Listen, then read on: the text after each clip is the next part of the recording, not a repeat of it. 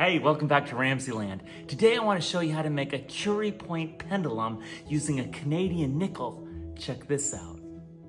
All I'm using to make my Curie point pendulum is this pendulum stand, some copper wire, a neodymium magnet, a Canadian nickel that was minted between 1965 and 1981. They were actually made of pure nickel, and a small candle and a lighter. The first step is to drill a small hole in the top of the nickel. And once you've drilled a hole through the top of the nickel, then you're ready to thread a thin copper wire through it. Cut off a short piece of copper wire and just thread the end through the hole that you made in your nickel. So I just twisted the wire back and forth a few times so it looks like this.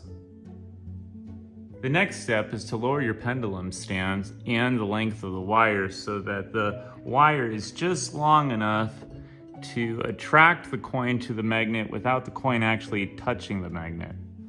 So it just kind of floats in midair. And then you want to scoot your candle right underneath the coin. Here's another view of the stand, and you can see that the coin is attracted to the magnet. Nickel is ferromagnetic, but it's not actually touching the magnet. And this allows the candle to heat that coin until the nickel reaches its Curie point. And that is the temperature in which different metals lose their ferromagnetism. So what we're hoping will happen here is when I light the candle, that'll heat up our nickel until it reaches about 669 degrees Fahrenheit.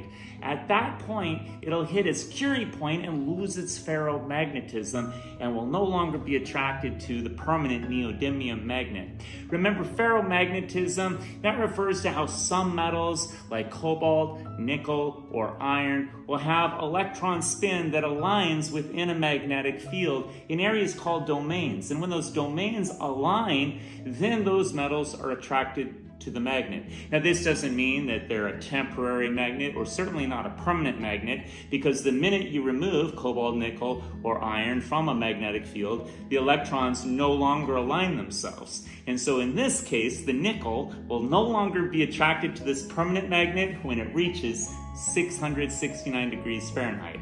Check it out.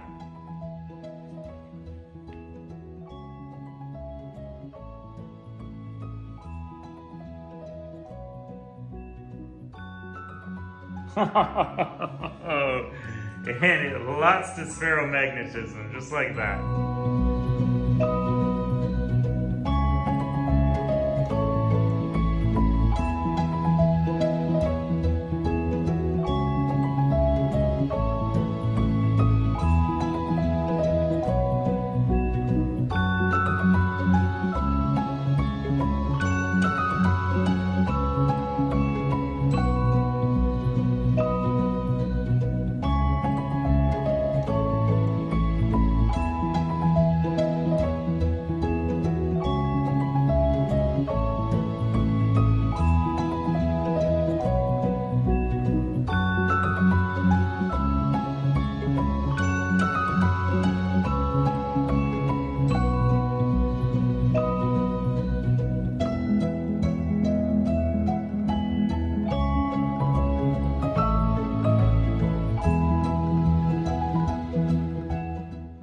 At this point, the minute that coin cools down, then it's able to align its domains once more, just temporarily, and it's attracted to the magnet.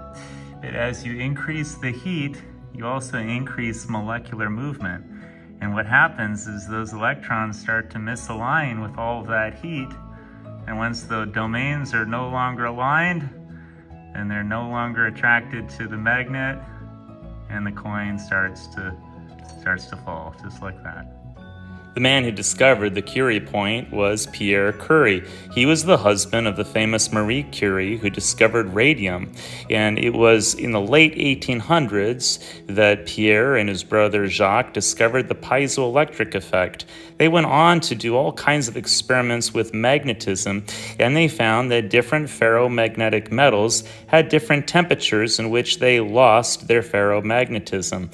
They learned that iron has a much higher Curie point than, for instance, nickel that we use today.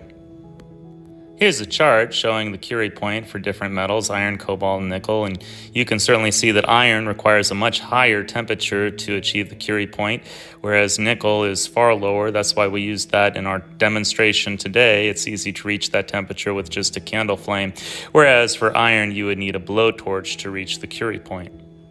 I hope you enjoyed today's edition of RamZland, and I'll see you next time. If you enjoyed this presentation, be sure to remember to like and subscribe.